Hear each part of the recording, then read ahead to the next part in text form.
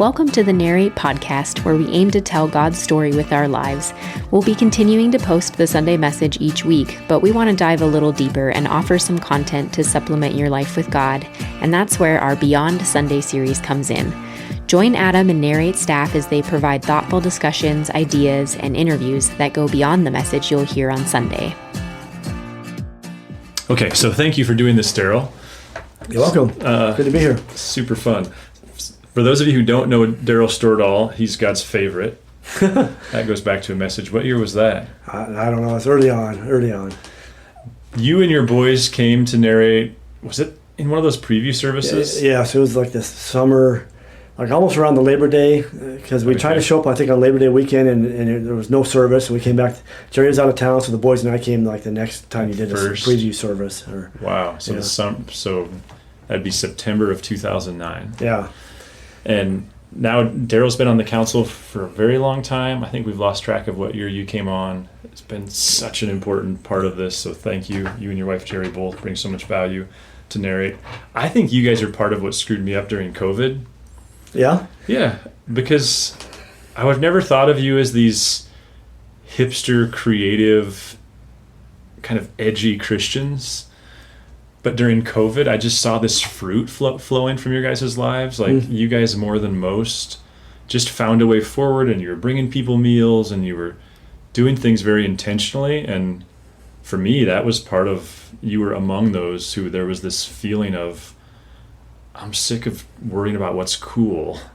I just want to focus on what works. So that was a real gift to us. Yeah, and to me.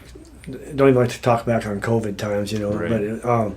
But yeah, we did try to be intentional, and it was a tough balance. I mean, even you talk about the attendance coming back after COVID, and we probably weren't one of the first ones to come back because we were balancing all these family dynamics, and people were being concerned, and so we were doing the online thing for a while, and just that whole balance during COVID was incredible. Yeah. Well, thanks for your we were just talking about how Bishop Todd is so focused on being missional and starting from that value, and I think you exemplify that, so thanks.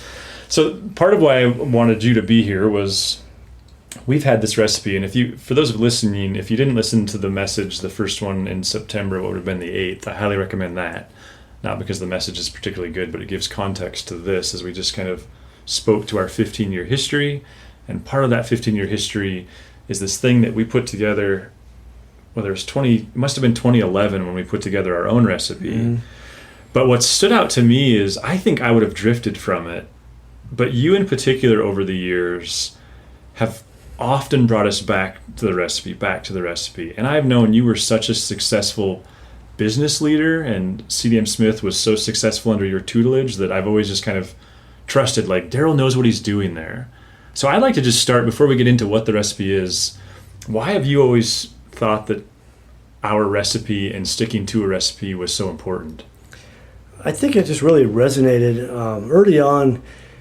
You being such a prolific reader, and probably back when you were doing more topical sermons, you were always reading a book and always recommending books, and you would recommend the council read this Great by Choice from Jim Collins, and I read that, and it's a business book primarily, and it just really resonated with me about how he studied successful companies and what they did over the years that made them successful compared to their counterparts that were in the same environment but yet weren't as successful. What were they doing?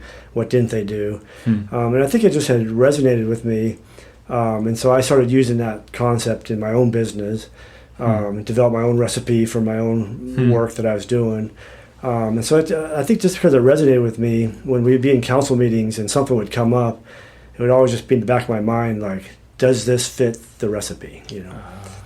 So when you say you developed your own, did you develop your own personal one in business for yourself? I did. Wow.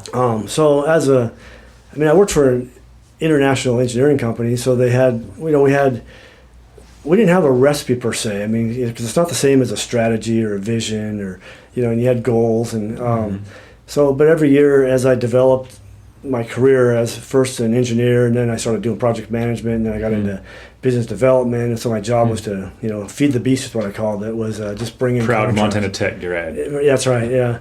So I'm working for this international company, living in Montana. Just it was a dream job, really, but it was challenging in that you had these goals. They'd say, okay, go out and bring in this many millions of dollars this year.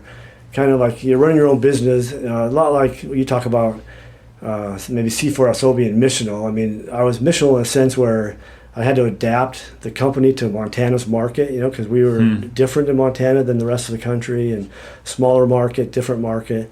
Wow. So in a sense, even though I was working for an international company, I had to kind of develop my own set of how am I going to succeed, how am I going to do this. And so I did actually have a recipe that I developed for my business for selling work and having client relations. And it was a struggle because as much as you tried to follow your recipe, there was all the corporate demands of reporting and times and meetings. And so it's just the time commitment that it took. But you would keep coming back to it. But I had it laminated even,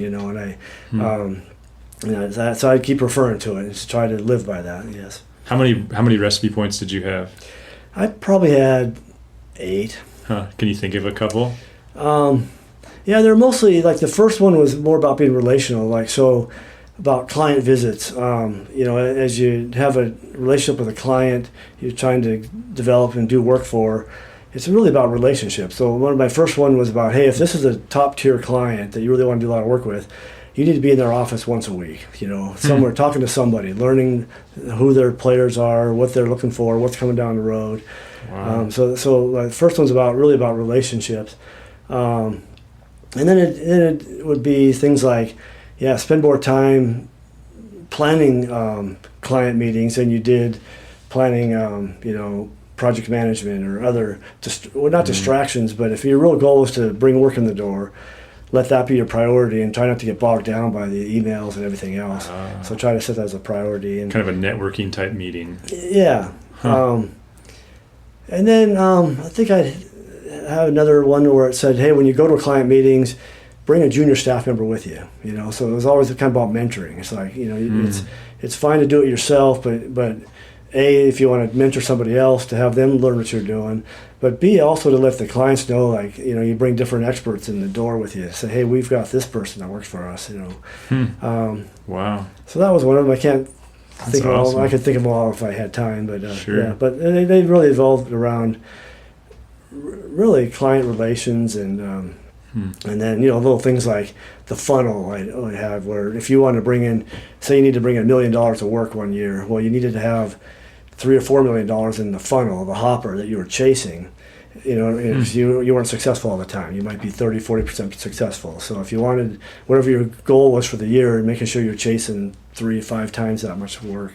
Wow. Which was a challenge. Yeah. Sounds like you could start a consulting business to consultants. Yeah, if I wasn't happily retired.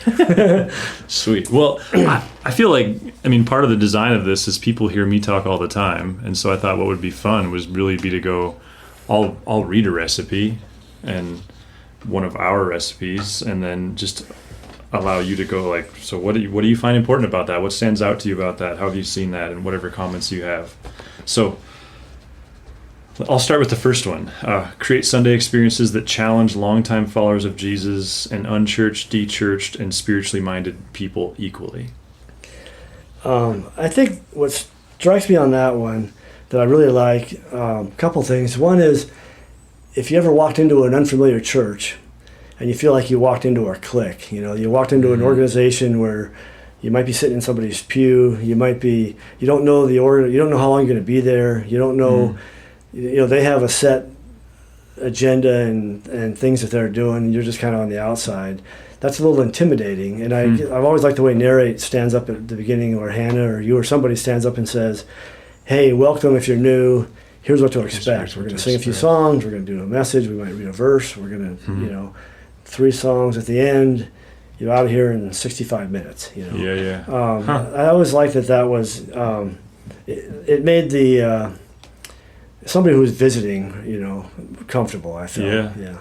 It's also, few things in our world have stirred up more controversy than the preview song. Yeah. But that's part of what stands out to me there, is because I could point to people who have made comments to me of one family I can think of right now, I won't give names, who were like, our first Sunday we heard the preview song and we were in. Yeah. And these are concert people, and so our joke on staff is if you analyze every song is ultimately sexual. Yeah. It's one of the uncomfortable things about music, and yet That's part of why we do a preview song, so that a guest instantly recognizes, like, oh, I've heard that. Yeah. Yeah. Number 2, meet in public space. It's familiar for guests. And what stands out to me, well, no, go ahead, just jump on that. Well, and it's kind of tied to the next one too. But meet in public space. Let's talk about Grand Street. There again, talk about being less intimidating. If you invite a friend to come to church and you say, "Hey, we meet at the Grand Street Theater," they instantly know that theater. They've been in it likely. That it's a comfortable space that they understand. Versus saying, "Come to this unknown church building where it's totally new to you and you don't know what's going on." I think that's one thing I like about it. There's others. I'll let you go ahead and I can expand. No, well, I just because even though here we are 14 years later, we're still meeting in the Grand Street. Not very many places would know, other than the council, that we actually did expend a decent amount of energy exhausting other options. Like, it's not like we've just, even though this was a recipe, we haven't just rested in it. There's been a lot of energy put forth to identify other spots, and just kept hitting walls. Yeah, and those are the spots, I think, that the times when I really pulled out the recipe too, when we were evaluating the time when this big building downtown came up, potentially to get by for almost nothing, but it would have been probably millions of dollars of upkeep, maintenance. But we have explored other options when we look at, hey, we're growing, we need more space. And the thing to keep in mind about a recipe is you can change a recipe. I mean, that there are successful companies, they don't do it a lot, but maybe 15-20% of the time over the years, they have changed or modified one of the recipes. And so to say that we're going to meet in a public space forever doesn't have to be that way. But yet I think having the recipe, what I liked about it was when these opportunities came up to move to a different space or purchase a building, then it caused you to say, well, let's go back and look at the recipe. Why did we say that the first time? To evaluate it. So they talk about, in the book Great by Choice that this came out of, they talk about zooming out, looking at the big picture, zooming back in. So I think it's just, the recipe, if nothing else, gives us a chance to pause and reflect, like, not that we can't change it, but why did we put it there in the first place? Wow. Yeah, no, you're a great thinker. That's really helpful. And you've already kind of spoken to this a little bit, but number 3 then was stay portable. It elicits a culture of ownership, not membership. So there's a little bit of redundancy between a few of these. But well, I mean, I thought about being portable when Darrel first started. We met at the Cinemark Theater, which was there again a public space. I thought that was always really cool because you'd be coming out of church, and then you see friends or people coming in to watch a movie, and so that was kind of a cool interaction, I thought. But that to me was even more of a mobile church than what we have at the Grand Street, because that was where you had to pull up the big trailer at the end and haul all the boxes, and you had to be totally portable and no storage on site. Whereas at least Grand Street is still portable, but we're not hauling things out of the building. That's true. Yeah. And way more sustainable. But the thing I do like, and this might touch other spaces we're going to talk about here, but the Grand Street, meeting in a public space, being portable, it's also supporting Grand Street, which is really cool. I mean, you're supporting the local theater financially. And that's a good, and sharing gear, like they use our projector and we use some of their stuff, and even 326 in the Grand Street studio, there's a lot of crossover of usage, and we can help do the remodeling projects and that kind of thing. That's a really good point. Number 4 is stay downtown. It keeps us present, which is funny because you don't live downtown. You live in the boonies. Yeah. Well, and I thought about this one too, and I thought, because there's a lot of great churches that aren't downtown, right? In Helena, the surrounding Helena. And so that's one of the recipes where, you could break that. You don't have to be downtown, but yet, even for somebody who lives in another county, I guess, there's something about downtown, though. I think everyone likes to come downtown. You have a little more sense of community, I think, when you come to the downtown, and everything's closer together. The people, a little more density of people. And to me, there's something special about that downtown, which I really like that recipe. Just because, like I say, I do feel like it's just, I don't know, it's just unique to be able to, I love stepping out of the Grand Street after service and seeing cars drive by, and it's just fun.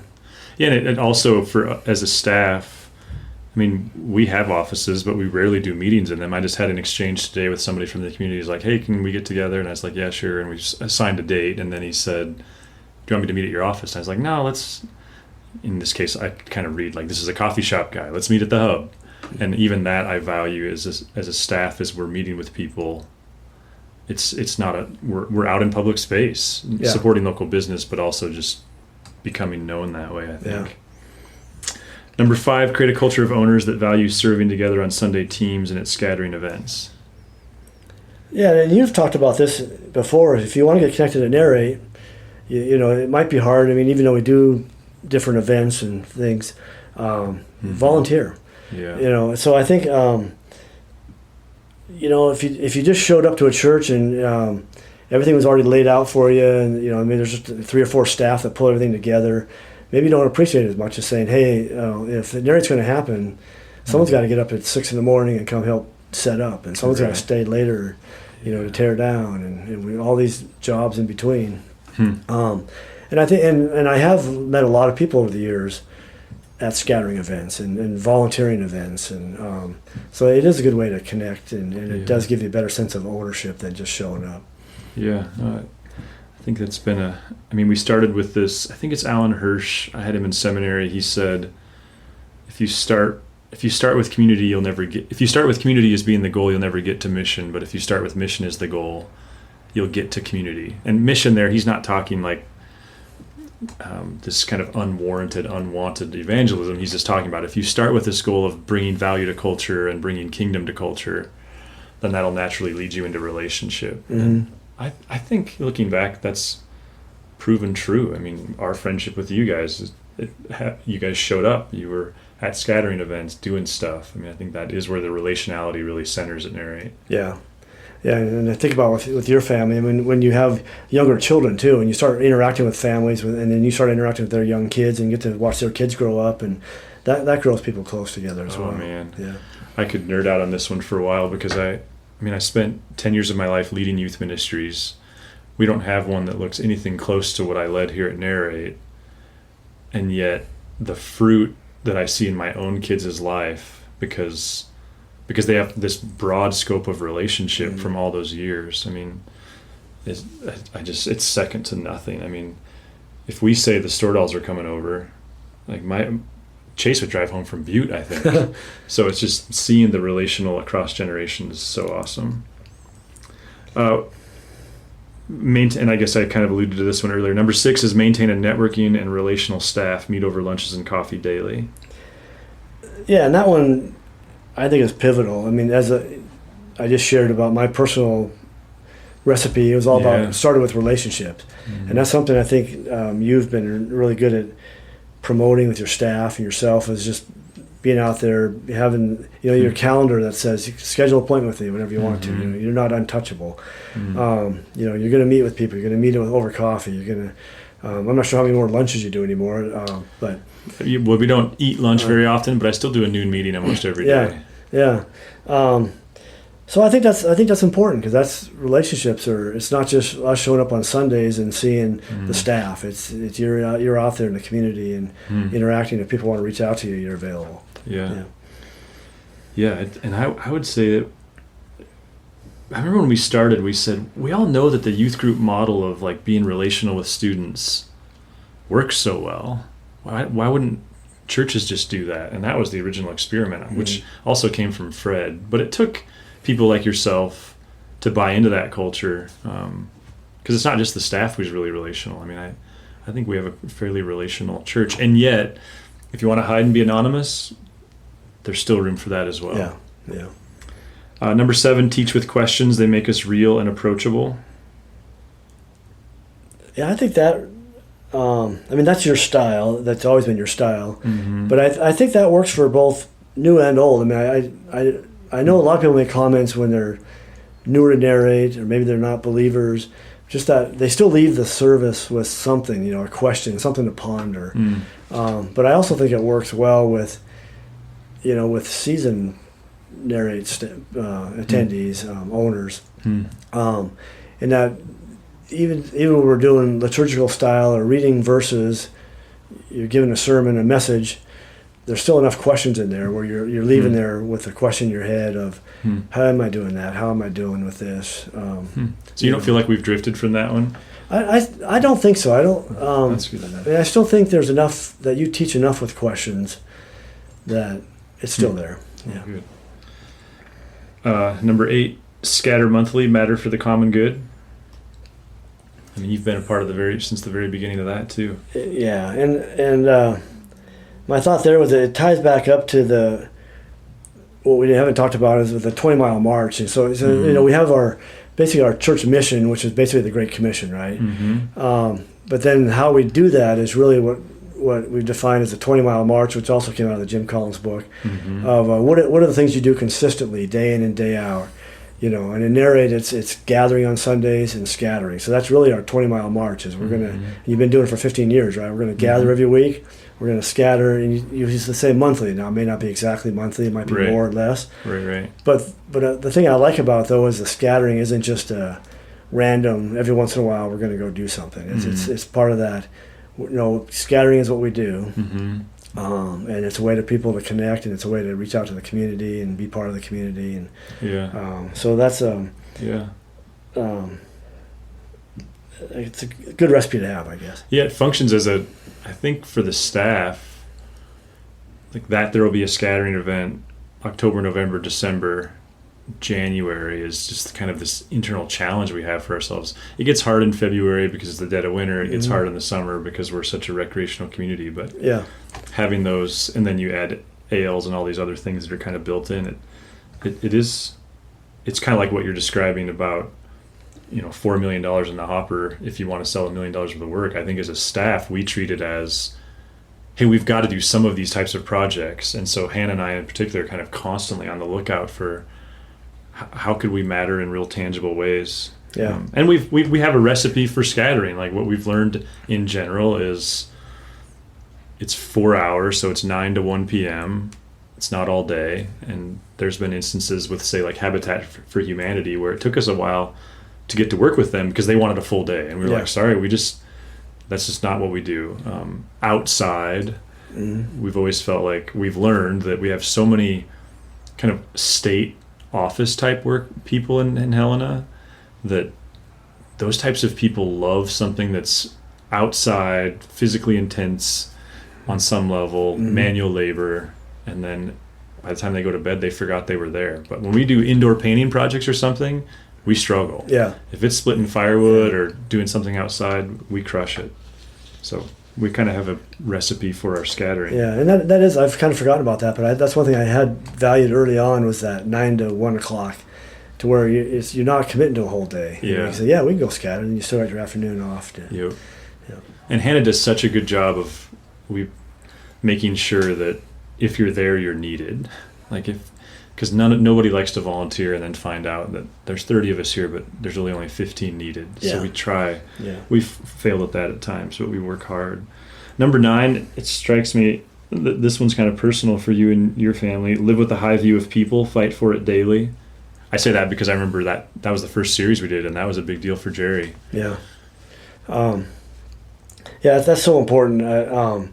Especially now we talk about the election cycle coming up. When I think about having a high value of people, I mean, I remind myself all the time because I'm struggling so much this election season, and then just trying to see both sides of issues and both sides of candidates, and trying not to go down the negative, all the hate mail I get in the mail, the junk mail, and about how rotten everybody is. Like, well, what's good about them, that's really fair. So that's a challenge, and I'm glad to see some of our scattering events right now are centered around how do we, have a high view of people during the election cycle. I had this reminder of this last week. So at AL's, there was a moment where the fire marshal had to come inspect, and I won't get into all the context of that, but it went fine. But he clearly had kind of a lower ranking person, kind of what you're describing, almost a mentor relationship with him. And we ended up having to talk for quite a while. Well, then I bumped into that second guy at the Blackfoot on Sunday, and we were just kind of talking and kind of retelling the story a little bit. And he said, I got to tell you, before I came to Ailes, I had every intent of coming to church that following Sunday, because he's connected with some people from Narrate. He said, but then I wasn't sure after that if I was welcome to be there or not. Oh. And it was this, I was able to audit and go like, hey, there was no mistreatment of people. We were all just doing our jobs. Yeah. But it was that reminder of, man, that how you interact with people matters in ways that you might lose sight of. Yeah. Huh. So I assured him he's welcome and there would be no animosity if he walked in the door. Number 10, network, collaborate, and scatter with individuals and organizations from different and unlikely sectors. Stay on the edge. This also, we've had some pretty intense counsel conversations or important counseling conversations around. I don't know if you remember some of those, but in the early days when, all of the Christian events would expect our participation. Yeah. No, I do remember that. Being on the edge, and it reminds me of, like Ailes for Trails is obviously one that was a lot of council discussions, a lot of just, that's kind of edgy, to be sponsoring a beer event. And yeah, but if you're going to be part of a community, I like that approach of, sometimes you need to collaborate with unlikely partners, and that's how you get in part of a community.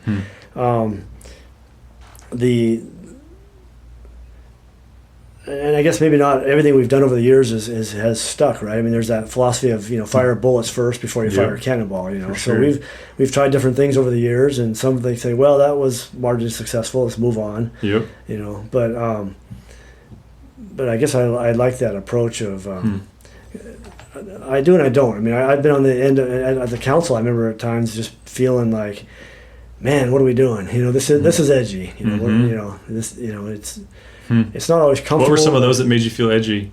I'm trying to remember besides the Ailes. I think there was one commercial I remember not liking where they're at the Blackfoot and there are people sitting around the table. They weren't really drinking beers, but then they jumped in the hot rod truck or whatever afterwards. And I kind of like, are we kind of promoting drinking and driving, even though people go to Blackfoot and then you jump in your car? Is that like one of our Mother's Day videos or something? I can't maybe? recall. I don't either.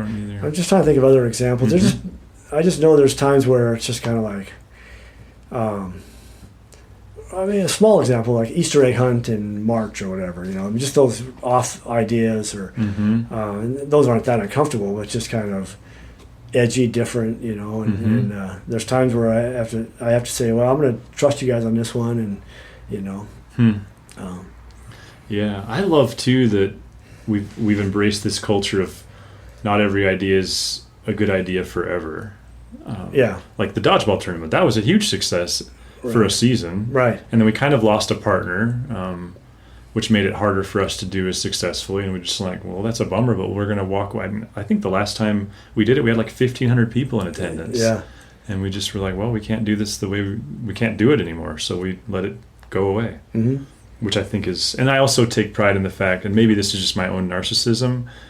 Like I have so many friends, especially because of something like Ailes for Trails, who were genuine friends who have never been to Narrate, but they're business leaders and partners, and like that doesn't always translate to their becoming a part of our church, quote unquote. And yet I count them as friends, and I think that's a good thing for the kingdom. Yeah.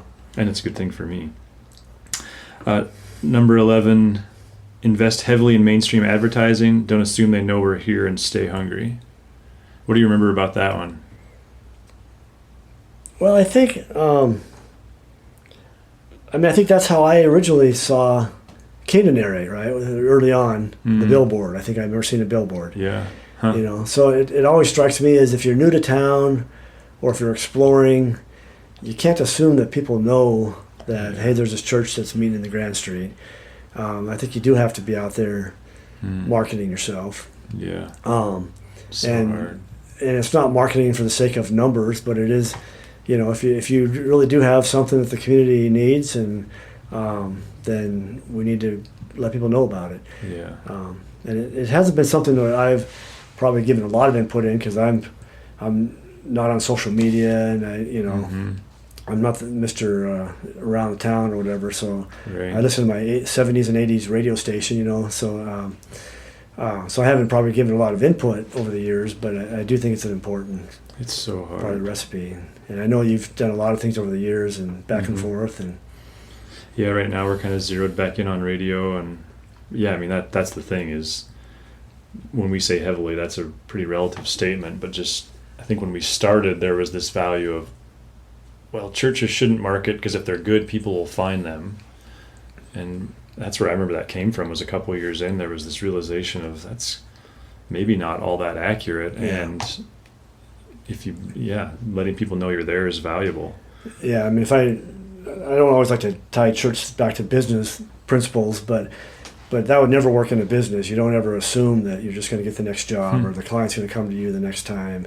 Interesting. You always have to be out there and get your name out there. I didn't know that. Yeah, I mean there is repeat business, but it's never to be taken lightly. Yeah. I remember it was Tim Lynch who explained to me, who manages the base camp. He explained to me years ago when we were working on TEDx Helena, there's another example of something that we did. It had a good run, we let it die. But he'd explained, Adam, as a local business leader, like my business has to grow by 15% just to break even, just to continue to pay people and give them cost of living raises and pay the increasing utility costs. And this was probably in 2015. I mean, so that was an eye-opener for me of just the realization of people move, like everything is dynamic. Yeah.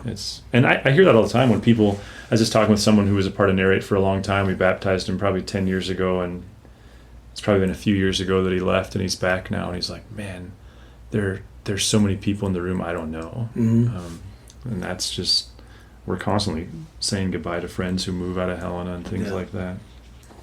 The last two, I'm pretty sure these came in post-COVID. They did, yes. Yeah, okay. Yeah. So number 12, help people find community. Faith is a team sport. What do you remember, like, what caused us to go, like, okay, we need this as a part of our recipe? I'm trying to remember exactly, but I'm sure it had to do with, he said, post-COVID, where everyone was isolated, struggling, a lot of hurt out there. And just the thought of when people come in the door, people want to be connected. So how do you help someone new to Narrate get plugged in, and find that community within the church or within the Helena community itself? But I do think it was just that addressing that, just that loneliness and brokenness that from isolation. Yeah. And I think that's still a challenge. I mean, how do you, when somebody new, because there's a lot of new faces to me in there. I've been there for 15 years, and you don't know a lot of people. So you're always trying to introduce yourself and trying to help people get connected, or just ask their story, just try to encourage them to, then help them feel like there is community when they come to church on Sunday. I think that's one of the things that you bring it up makes me really grateful for you and Jerry, is it's so much more typical for couples to raise their kids in church and then themselves depart. And you and Jerry have stayed so connected despite that, and brought so much value to so many of us. So thanks for doing that. Yeah. That's huge. Well, you're welcome. Well, it's part of that's part of our mission, right? Is be connected locally to Narrate, and that's huge. Especially as we're trying to, now that I'm retired and trying to figure out life now a little differently. Yeah. I was just talking with Todd Hunter today, and I'd never heard it put this way, but I was like, man, I think that resonates for me. Is he said, I'm in a season where I think attending church on Sunday is a spiritual practice. I think it's one of the things that thriving Christians do. And I think I would say I see the value of that more and more, and yet it doesn't mean anything if I see it as a value because I get paid to be there. It's people like yourselves who... I'm good for nothing. No, you're good for a lot. And also and the way you guys have stayed present too. I think there's a lot of people who are 30 years younger than you who would call you and Jerry friends. In the same way they would call a fellow 30-something a friend. That's a result of your guys' relational values. So thank you. It's big. It's fun. Last one, create art that is aesthetically pleasing, aesthetically beautiful by non-church standards. I think that's my own kind of pet one. And I think you've really brought that to Narrate.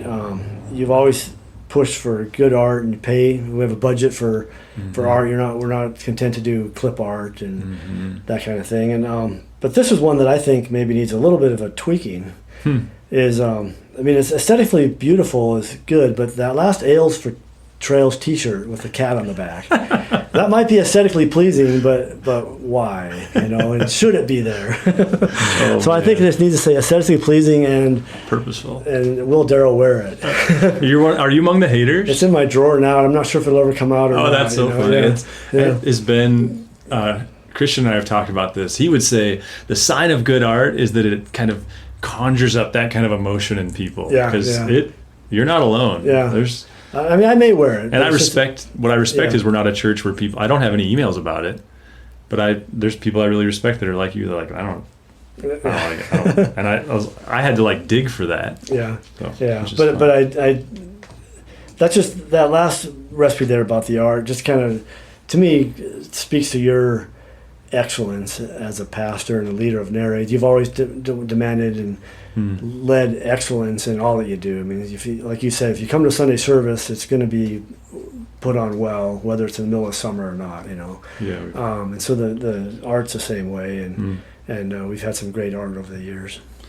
Yeah, I do like good art. I think it's my mom's fault. She's an interior designer. Yeah. But also, I think it is a challenge. We talk about it now, though, of what constituted good art 15 years ago is probably different, because you're starting to see us try to incorporate more people into the art and push Brian that way, because neat graphics, kind of like neat videos, aren't novel anymore. And yet, so we're kind of excited about some of the stuff that we're working on in that respect, and also a video that we're working on is designed to help people in 90 seconds get a sense for here's what it's like to be here. And yet that thing was expensive. Yeah. So, but I just had a conversation with a guy last week at Ales who really wants to come, says he wants to come, and I just know that if I could send him the video and go, hey, now you can visualize it, I just think that would be helpful. So art, I think, can be helpful those ways.